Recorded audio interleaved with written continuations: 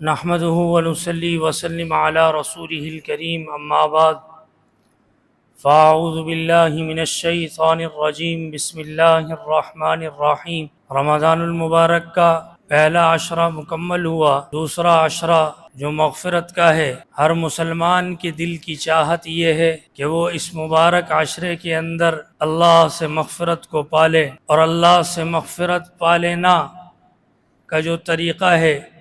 آپ علیہ الصلوۃ والسلام نے فرمایا کہ ان کاموں کو ترک کر دو جس سے اللہ کی ناراضگی ہے۔ حضور اقدس صلی اللہ علیہ وسلم کا مبارک ارشاد، آپ نے فرمایا کہ میں تمہیں ان لوگوں کے بارے میں نہ بتاؤں کہ جو دوزخ میں جانے والے ہیں، کہ جو اپنی بڑائی اور تکبر کی وجہ سے لوگوں سے سختی سے بات کریں، جو اپنے آپ کو بڑا سمجھ کر لوگوں سے بڑے نخرے سے بات کریں، جو اپنے آپ کو بڑا سمجھیں، وہ جنت میں نہیں جائے گا، چاہے وہ بڑائی، وہ اچھائی اپنے علم کی وجہ سے اپنے آپ کو بڑا سمجھیں، مال کی وجہ سے سمجھیں، منصب کی وجہ سے سمجھیں، یا اپنے حسن و جمال کی وجہ سے سمجھیں، جس حال اور جس کیفیت کے اندر بھی یہ برائی ان میں موجود ہوگی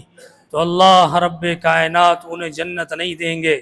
جنت کا انعام ان کے لیے نہیں ہے۔ قرآن کہتا ہے اللہ پسند اس کو کرتے ہیں جو اس زمین کے اوپر عاجزی سے چلے، اللہ ناپسند فرماتے ہیں ان لوگوں سے۔ اور اللہ نے ان لوگوں کو مخاطب کر کے کہا کہ تم اس زمین کے اوپر اکڑ کر چلتے ہو، کیا کہ تمہارا اکڑ کے چلنا کیا اس زمین کو چیر دے گا؟ کیا تمہارا اکڑ کے چلنا تمہارا قد پہاڑوں سے اونچا کر دے گا؟ بڑائی صرف اللہ کے لیے ہے، اور اللہ رب کائنات کے سوا نہ تو کوئی بڑا ہے، اور جو اللہ رب کائنات کی اس بڑائی کی چادر پر جھگڑتا ہے، اللہ کا فرمان کہ میں اس کی گردن کو توڑ دیتا ہوں۔ مالک بن دینار رحمۃ اللہ علیہ، انہوں نے ایک شخص کو اکڑ کر سینہ تان کر چلتے ہوئے دیکھا تو اس سے کہا کہ اللہ کو پسند نہیں ہے کہ اللہ کی اس زمین کے اوپر کوئی اکڑ کر چلے، تو وہ کہنے لگا وہی الفاظ جو میں اور آپ کے منہ سے بھی اللہ ہمیں معاف فرما دے،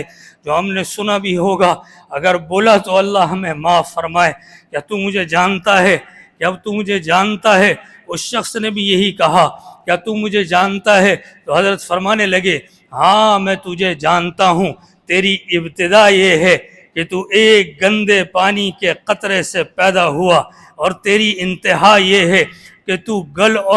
گلے گا اور سڑے گا ایسا کہ کوئی انسان تیری بو کو برداشت بھی نہیں کر سکتا۔ اور اس ابتدا اور انتہا کے درمیان جو تیرا وقت ہے وہ ایسا ہے کہ تو اپنے اندر گندگی کو لے کر پھرتا ہے، گندا ہی تو ہے انسان، اللہ نے اس کھال دے کر اللہ نے ڈھانپا ہوا ہے، ورنہ یہ ذرا چیر کر دیکھو، کہیں پیشاب نظر آئے گا، کہیں خون نظر آئے گا، کہیں پاخانہ نظر آئے گا، کہیں کسی اور غلاظت نظر آئے گی۔ یہ اللہ کی رحمت اللہ نے ڈھانپا ہوا ہے، اور یہاں تک ہی نہیں ڈھانپا، اللہ نے تو اپنی رحمت کی چادر گناہوں پر ڈھانپی ہوئی ہے، میری آپ کی سوچ کے اوپر ڈھانپی ہوئی ہے۔ اگر گناہ کی بو ظاہراً ہوتی تو کوئی ایک انسان کسی دوسرے کے انسان قریب بھی نہیں بیٹھ پاتا، اتنی بدبودار ہوتے۔ اللہ کی رحمت ہے کہ اللہ نے برائیوں کو ڈھانپا ہوا ہے، اللہ کی کتنی مہربانی ہے۔ آپ علیہ الصلوۃ والسلام نے فرمایا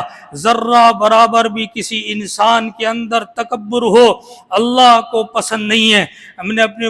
بڑے بزرگوں سے ایک واقعے کو سنا، ایک کتاب میں نے پڑھا بھی ہے، سبق کے لیے، عبرت کے لیے آپ حضرات کے سامنے عرض کرتا ہوں۔ ایک بندہ جس کو اللہ نے بڑا منصب دیا تھا، ایک بہت بڑے سرکاری منصب پر تھا، اور اس نے اپنا ایک بڑا عالیشان گھر بنایا، اور گھر جو بنایا اس کی خوش بختی کہ اس کا گھر مسجد کے ساتھ تھا، لیکن جس دن آیا اسی دن سویا ہوا مسجد میں اذان ہوئی تو اذان سے اس کی آواز کھلی، اور کیا دماغ پہ تکبر کا نشہ چھایا ہوا تھا۔ ملازم کو بلایا، کہا مسجد جاؤ، جا کر کہو کل سے یہ تم اذان لاؤڈ اسپیکر پر مت دینا، صاحب سوئے ہوئے ہوتے ہیں، ان کی نیند خراب ہوتی ہے۔ دوسرے دن مؤذن صاحب نے اذان نہیں دی، نمازیوں نے آ کر کہا آپ اذان کیوں نہیں دیتے؟ کہا مجھے منع کیا گیا، کہا آپ اذان دیں، مسجد اور اذان نہ ہو، ایسا کیسے ہو سکتا ہے؟ انہوں نے اذان دی دوسرے دن، یہ تیش میں اٹھ کر گھر سے نکلا،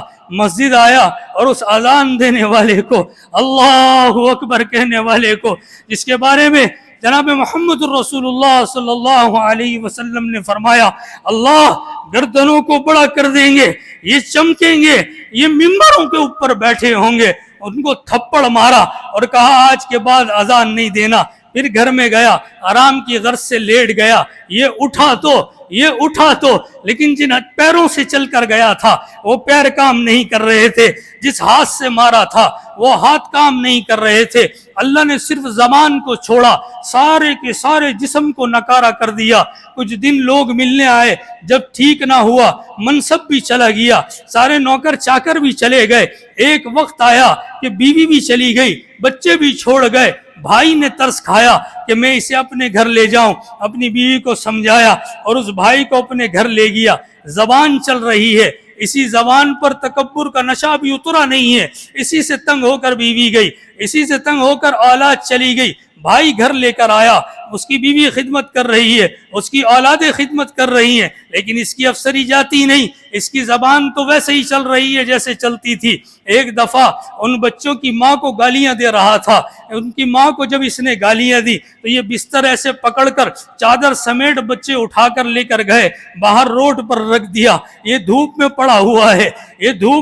ہوا ہے، جس سے اذان کی آواز سے جس کے آرام میں خلل آیا، جس کے آگے پیچھے سینکڑوں لوگ گھوما کرتے تھے، یہ آج روڈ کے اوپر دھوپ میں پڑا ہوا ہے، بھوک بھی ستا رہی ہے۔ قریب سے ایک نوجوان گزرا، اس کو بلایا تو اس نے جیب سے پیسے نکال کر دینے لگا، کہا مجھے پیسے نہیں چاہیے، میں اس پیسے کا کیا کروں گا؟ جس پیسے کا گھمنڈ تھا، جس کا نشہ تھا، جس کا تکبر تھا، کہا اس پیسے کا تو میں کچھ نہیں کر سکتا، بھوک لگی ہوئی ہے، ایک روٹی لا دے۔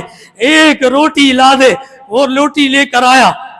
کر آیا، آ کر اس کے سامنے رکھی، کہا میں تو کھا بھی نہیں سکتا، ایک مہربانی اور کر کہ نوالا بنا کر میرے منہ میں ڈال دے۔ کہا اتنا ٹائم نہیں کہ تیرے لیے کھانا بھی لاؤں، تجھے بیٹھ کر کھلاؤں بھی۔ لوگوں نے دیکھا، جس بات کو ہم نے اپنے بڑوں سے سنا ہے، وہ کہنے لگا اچھا کھلا نہیں سکتا، پھر ایک کام کر دے، اس روٹی کو میرے پیروں کے اندر پھنسا دے، اس کو پیروں کے اندر پھنسا دے اور میں اپنے منہ سے کھا لوں گا۔ لوگوں نے دیکھا وہی گھمنڈ والا انسان، وہی تکبر کرنے والا انسان، وہی بڑے منصب والا انسان، جانوروں کی طرح، جیسے جانور پنجوں میں روٹی پھنسا کر منہ سے کھاتے ہیں، اسی طرح پیر میں روٹی پھنسی ہوئی ہے اور وہ منہ سے توڑ کر کھا رہا ہے۔ رب کا فرمان ہے بڑائی چادر میری ہے اور میری چادر میں جو جھگڑا کرے گا میں اس کی گردن کو توڑ دوں گا۔ اللہ رب کائنات، اللہ المسلمان کو اللہ اس غلاظت، اس بیماری اور اس گندگی سے اللہ